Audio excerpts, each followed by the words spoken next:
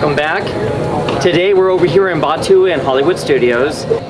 Today we're going to build a BB8 droid. One of my viewers was kind enough to give me some Spira with just enough money to build a droid and asked for a video on interactions between BB8s and R2s. We're also going to talk about the pros and cons about either a BB8 or an R2 unit. I see kids all the time, like in bugs and it comes off and everything.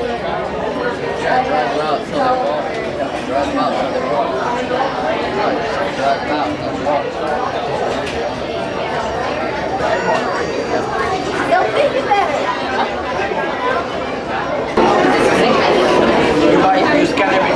We're about to start building the BB8 right now, so the first thing you need to do is pick up the part that makes the BB8 roll. So you gotta get that, you gotta get the shell, the head unit, and then whatever dome that you want to do.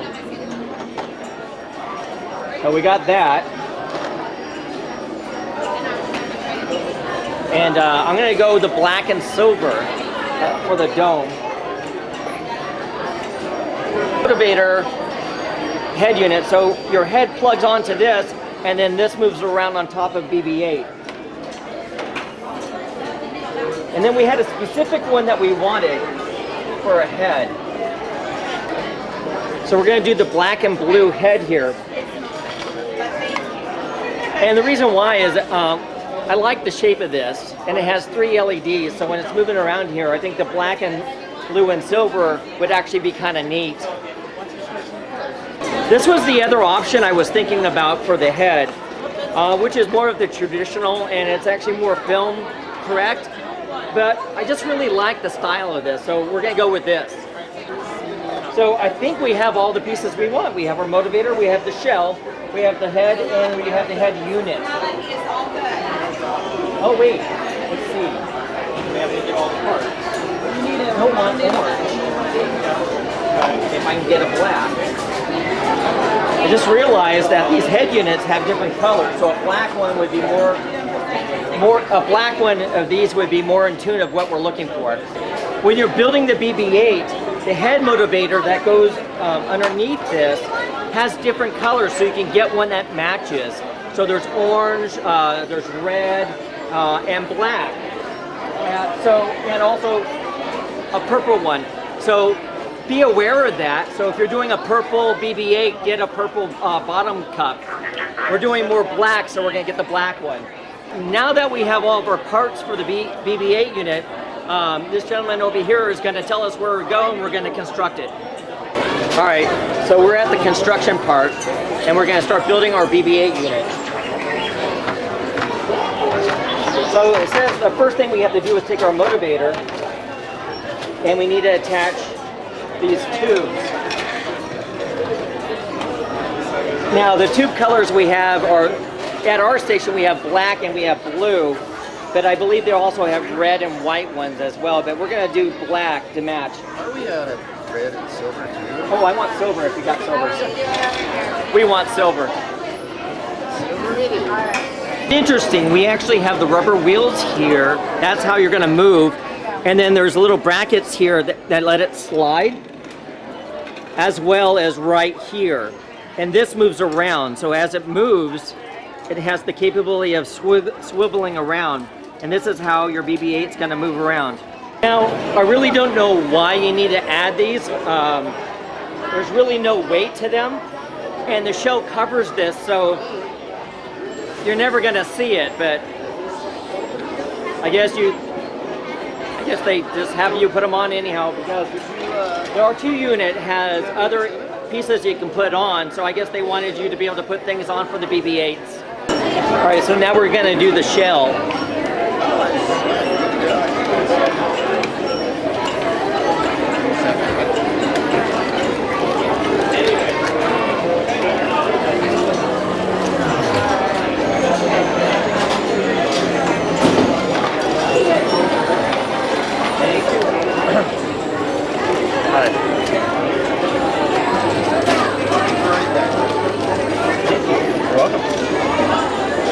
Alright, so here's our 2 shell pieces.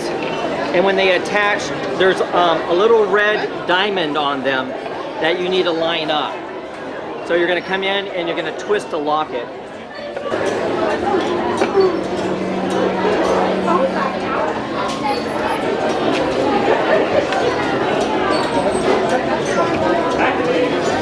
Now this part we actually have to do the attachment, and that's what this is going to come in handy for, is that on the R2 units, you use this to actually screw on the legs on each side, but here this is the assembly of the head.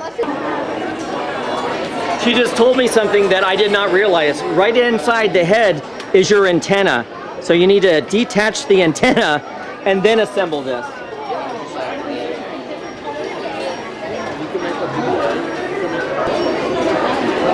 And then there's 2 screws.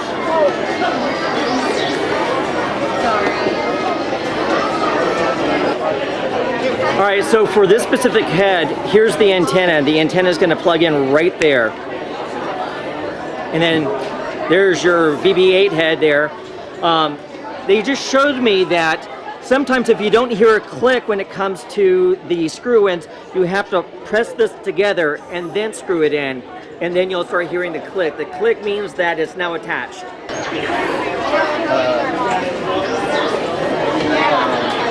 Okay, now that we actually built our BB8, we're going to alert the tech and let them know that we're ready to have it installed.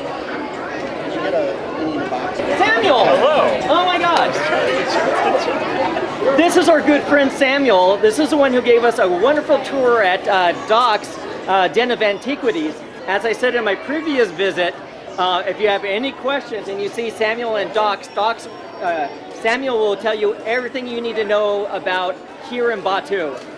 Great guy, and we're fortunate to have him at our station here. Is this your first droid? No, this is my second droid. This is, we decided to build a BB8. Good call, that's what I had. Awesome. Activating! This is in space, so Are you ready? That's full. I am ready. And then we're going to hit our activation. Good to see you. Yeah, with the blue button, you should hold it forward. Let's say you've got your finger on that.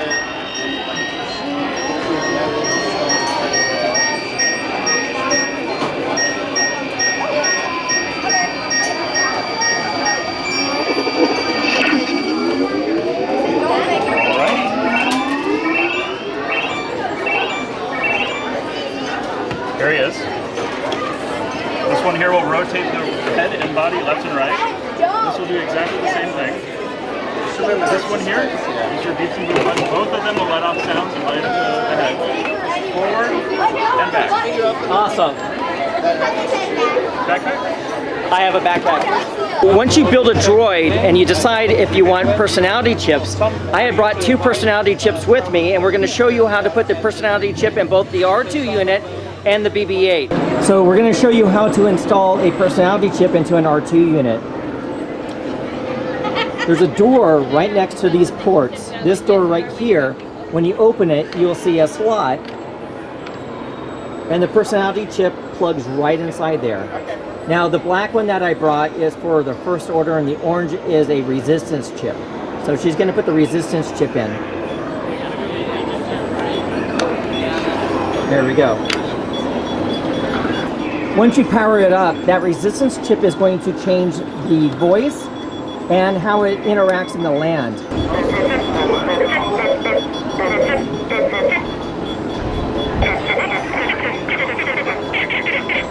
Now, with the BB8, it's a little bit more tricky. You actually have to disassemble the BB8.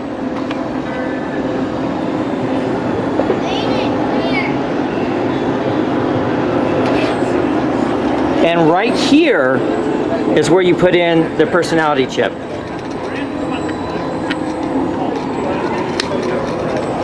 Personality chip in.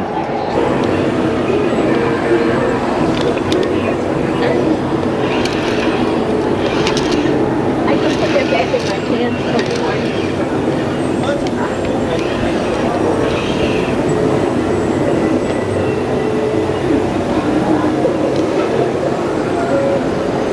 So we got him talking here.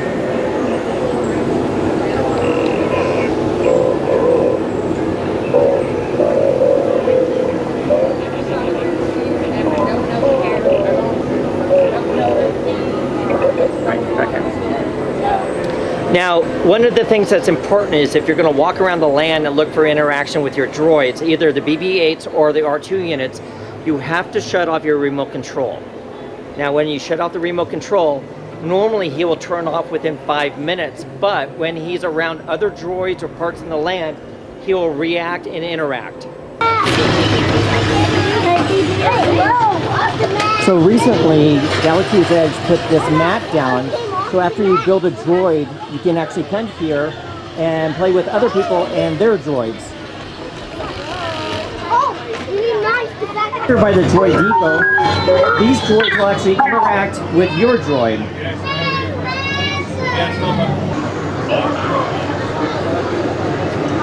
So my droid's actually been talking to these droids a little bit by little bit. The BB8s are a little bit harder to work. So as you can see, he's kind of moving around there and he's talking. But with the R2 unit it is really easy because the BB8 wants to roll and talk, and the R2 just kind of spins its head. And I think the R2s, in my opinion, are louder than the BB8s for audio. So keep that in mind when you're deciding which droid to build. Let's talk a little bit about the pros and cons about whether you should build a R2 unit or a BB8 unit. Realistically, the BB8 unit has far more cons than pros. R2 units have a whole bunch of accessories. You can do the personality chips, you can do add-ons, blasters, serving tray, doors, stickers, all kinds of stuff that are designed for the R2 units. We were told before that you needed a dome top head on the R2 units for all the accessories. That apparently isn't true. All the accessories will fit any type head on an R2 unit. When it comes to the BB8s, there's no accessories except for the personality chips, which work in both the R2 and the BB8s. Except for you can barely hear the audio on a BB8 unit. We built the BB8 unit, and within about an hour we had to bring it back and have the motivator, the center unit, replaced because something was going wrong. It would not interact with the R2 unit. So we were in a specific location with no other droids around, and the R2 unit was very talkative. We could see it, it would turn its head, it would light up, and the BB8 unit did nothing. It just sat there. And then when I was walking around where it was trying to interact with other things, the head is very erratic. You have to connect it if you have one of the backpacks with the chain so the head doesn't fall out, because that will happen. But then it gets all tangled up in the chain. And the interaction audio is almost non-existent. We got lights every so often, but one of the things that's supposed to happen with the droids is that the droids are supposed to be able to talk to each other and communicate. And now as we're walking through the land, the R2 unit we had with us was absolutely communicating with the land, and the BB8 unit was sporadically communicating with the land, but barely. Every so often it might react to something, but not nearly as much as the R2 unit. So when you come out here, if you want to build a droid, it's really kind of important to figure out what you want once you leave the land. I want my droids to talk to each other when I'm home. So if we have two R2 units together and they're close enough for the Bluetooth communication, they'll talk all day long with the remotes turned off. So that's a key. If you have the remotes on, the remote has priority over action and audio. So if you're walking through the land with the remote on, nothing's going to happen except for what you make happen with the remotes, both R2 and BB8s. You have to turn the remote off, and as you walk through the land itself and the other communications will stimulate the droid and it'll communicate. It's supposed to, at least. That happens all the time with the R2, almost never with a BB8. And then when you're alone, after no communications or sporadic communications, they'll shut down. And what we discovered is that either the BB8 would not communicate at all, or it would communicate sporadically and only the R2 unit would do anything and the BB8 would do nothing. So if you're at home and you want them to communicate and talk, it's not going to happen if you have a BB8 and an R2 unit. So The R2 units are far more stable currently. There's less issues. Now, it's not saying there's no issues, because on my R2 unit, the head started acting funny and it would only spin in circles, and it ended up with a bad motivator, and I brought it back and they replaced the central unit, and then it would work perfectly again. Currently, as of this moment when I'm filming this, it's about a 2-month wait to get a call back from droid support. So if you call Disney with a problem with your droid and you're out of state, they'll call you back, and it's about 2 months. There's really only a couple of people working on the droid and answering the phones, and what they'll do is they'll go to the Disneyland Droid Depot and they'll rebuild your droid from scratch, test it, and mail it back to you free of charge. So they'll send you a label, you pack up your droid, it goes out there free. They'll either fix it, most likely they'll just build you a brand new droid with all the same things, and then ship it right back out to you with both BB8s and R2 units. There's a lot of people building BB8s, and I see them everywhere. I'll put a little clip up above here. And when you get home, if you have two of you, if you both have BB8s, they're really not going to talk to each other much. You're really not going to hear them very well. In a completely quiet environment, I'm sure you'll hear them okay, but nowhere near like you would an R2 unit. Personally, I don't feel that the BB8s are ready for prime time yet. I would give them a little bit more time for development and to work out the kinks. So if you want to build a droid, and I absolutely love my R2 unit, I would recommend that you actually build an R2 unit over building a BB8. We hope you enjoyed today's video. Please like and subscribe, and remember, we offer park shopping on our Patreon page. Please support our channel.